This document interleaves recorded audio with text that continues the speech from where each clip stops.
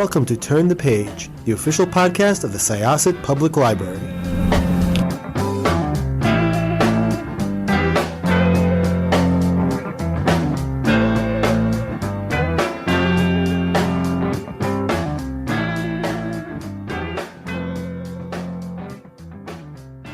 Welcome to Syosset Library's Turn the Page podcast. I am Jessica. I will be hosting you today, and I am here with the author Samantha Downing, who has another fun, wild ride to take us on.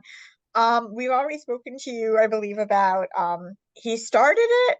Mm-hmm. Was it he and started I think it? For your own good too. For you and for your own good. And now tell us a little bit about this one that we're talking about. A Twisted Love Story is primarily about a couple named Wes and Ivy, who are kind of like a tornado, and they sort of blow through life, mowing down everything in their path and pulling people into their whirlwind relationship. It's a dramatic 10-year relationship. They break up, they get back together, and lots of people get pulled into their drama, and lots of people insert themselves into their drama. And some bad things happen, and occasionally someone dies. So in this book, they have a detective who's latched onto them and thinks something is very wrong there. I'm thinking about them, and I'm like, on one hand, I want to say, I feel like everybody has known a couple slightly like them, but hopefully without the death part, because the collateral is pretty strong with those two.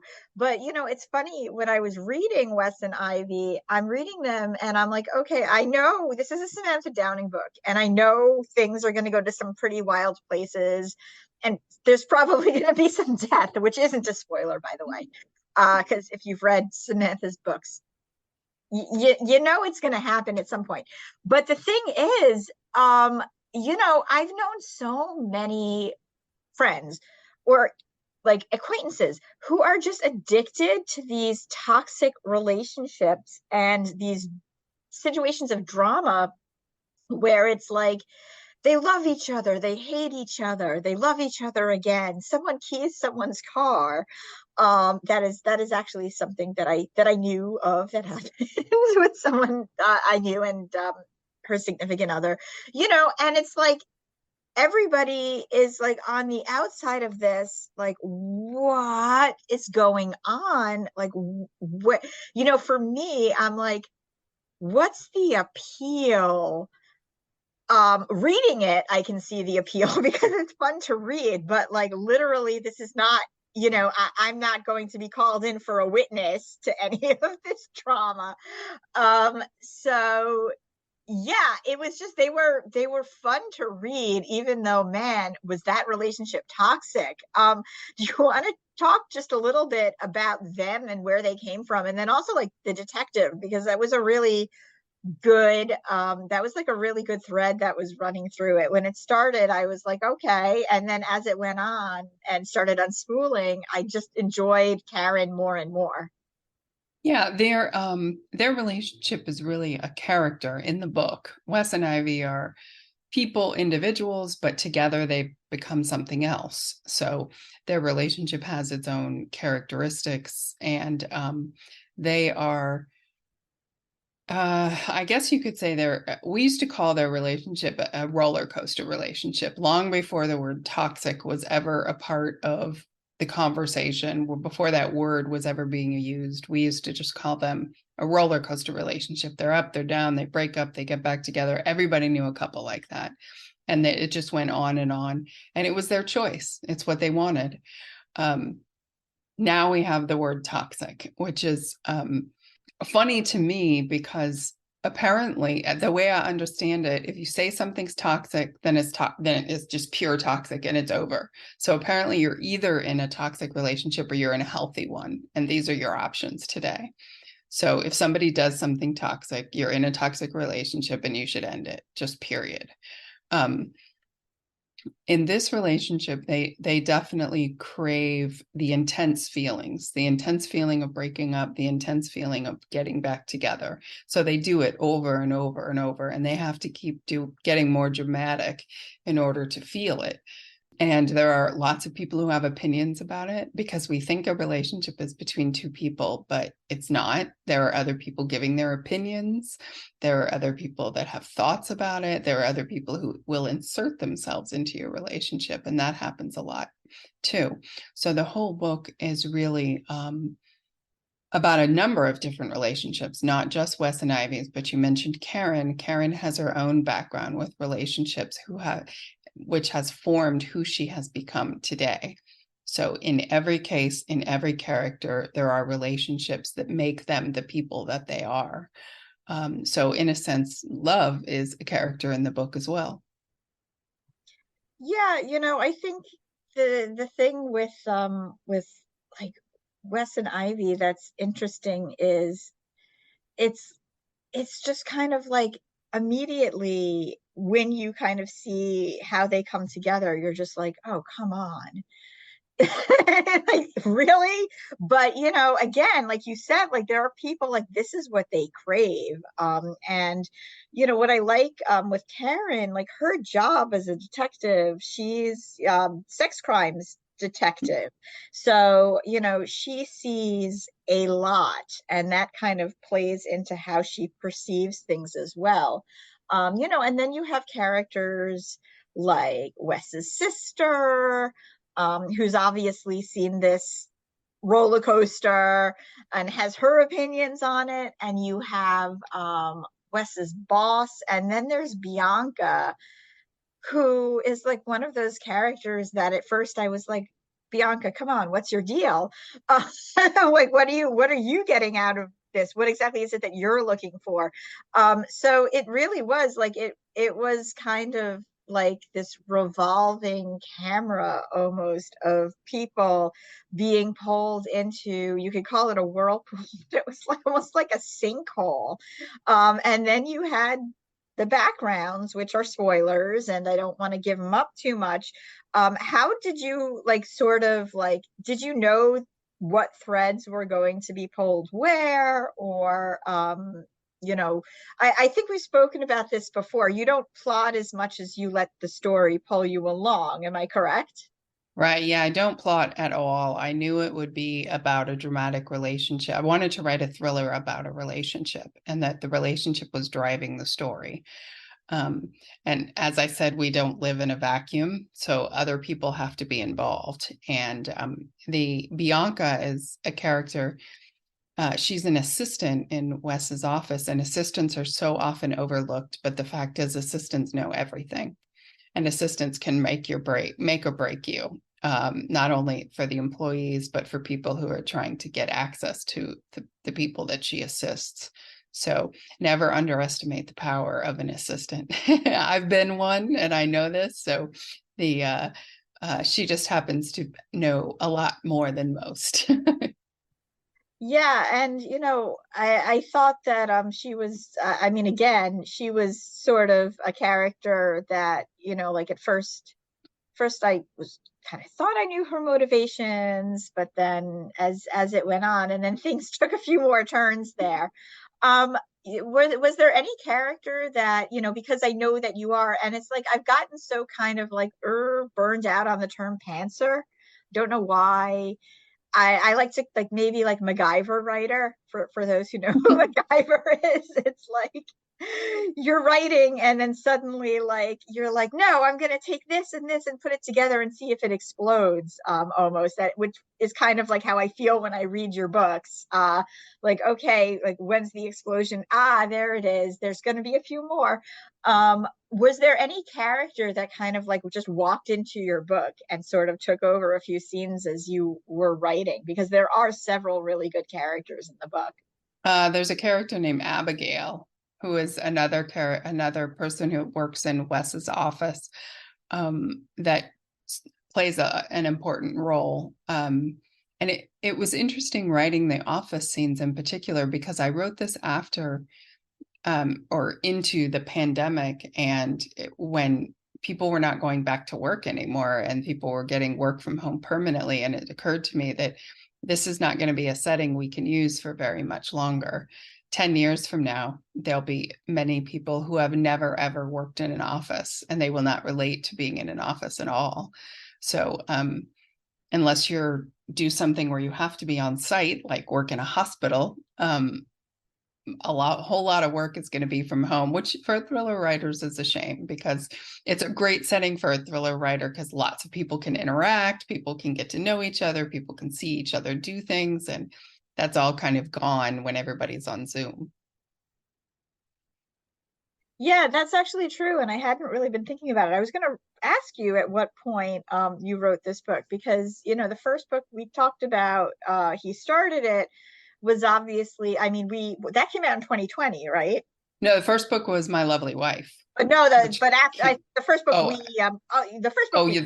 we talked about, I don't believe we talked a little bit about My Lovely Wife, but I think the first book we interviewed about was he started, it came out in the middle, right after the pandemic started. It came out in July of 2020, and then For Your Own Good came out in 2021, and I was writing this during 2021, and it was it was was deep into the pandemic.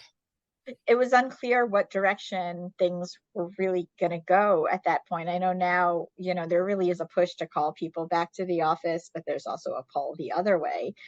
But yeah, no, that's true. And that actually is a little sad that like movies like Office Space will be dated. Oh yeah, completely. Movies.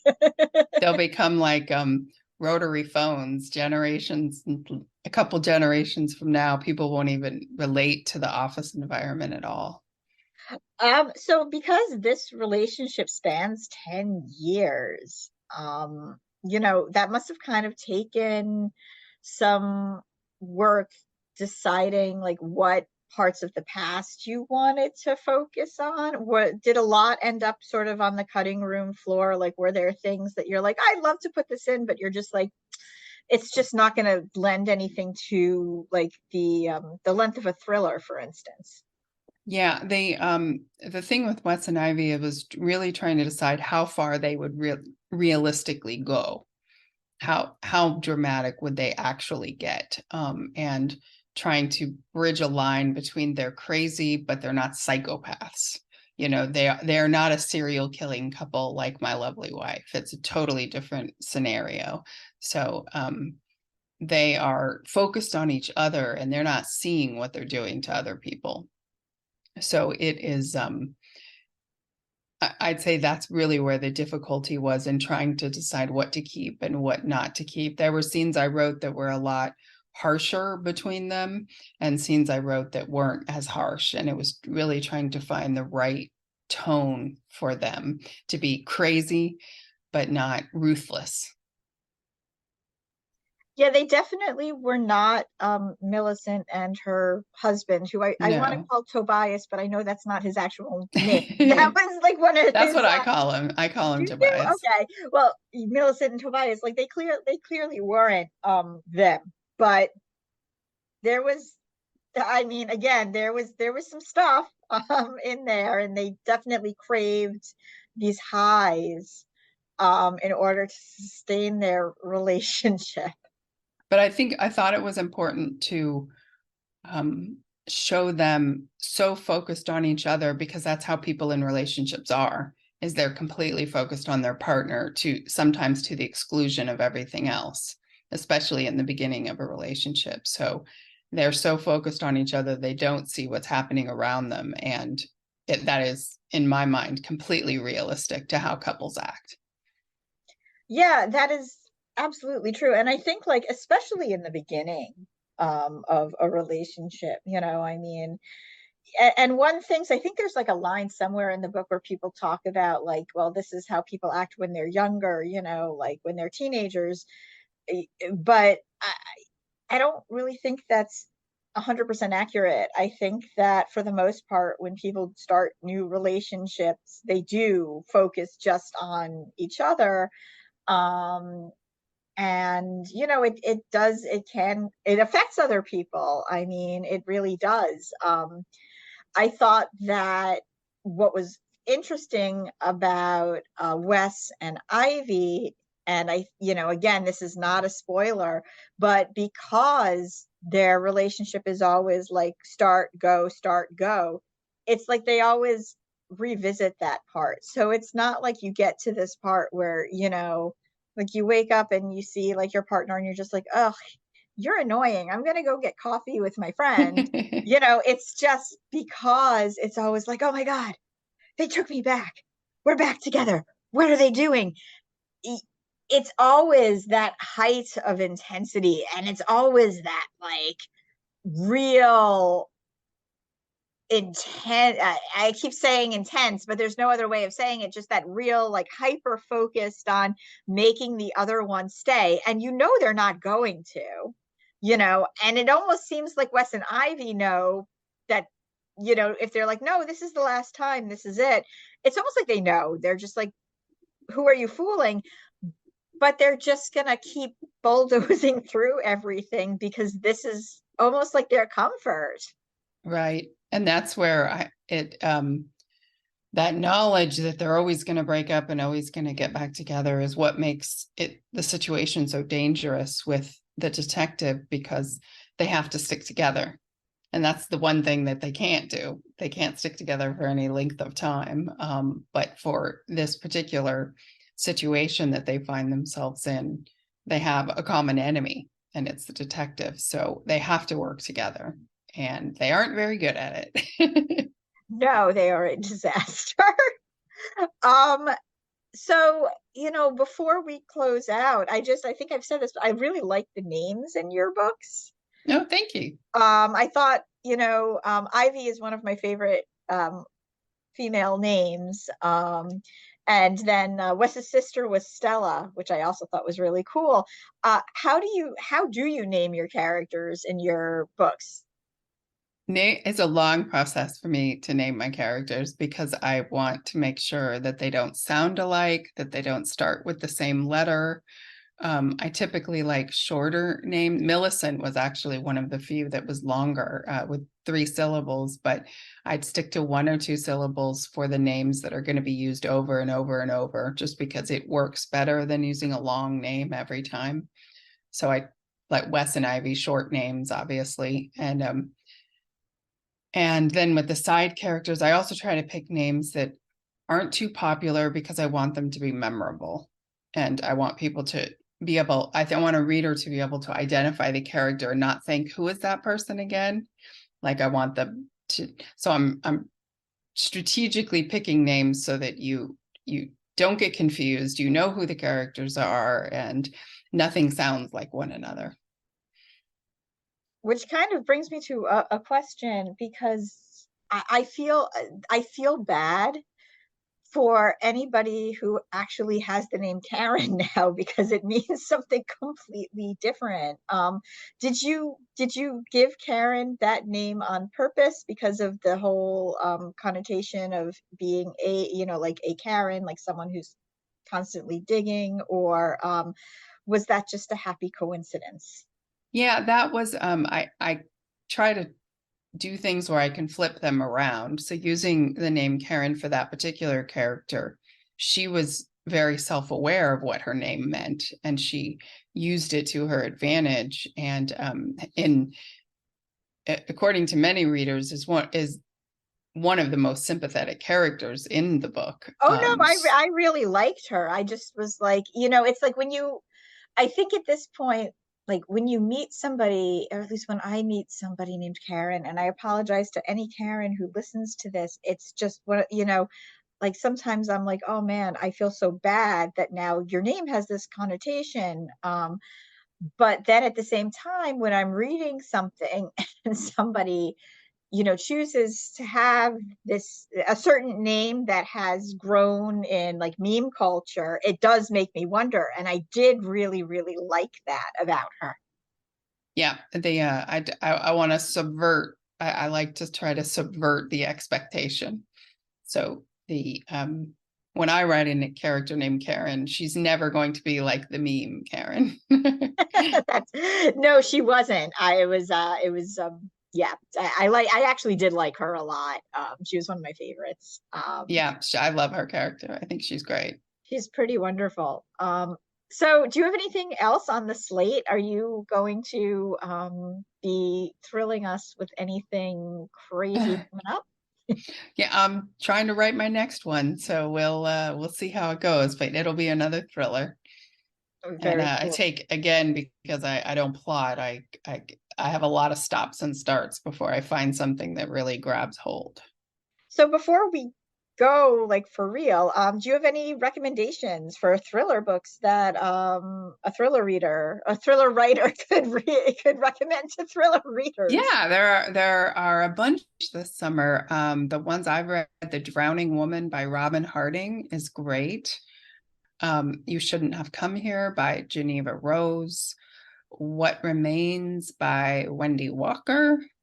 And upcoming, I believe it's in August, is the latest from Alice Feeney, and she's one of my favorites. And she has a new one come out every summer, and I always read her books. So those are some of my top picks. Awesome. Thank you so, so much. You're welcome.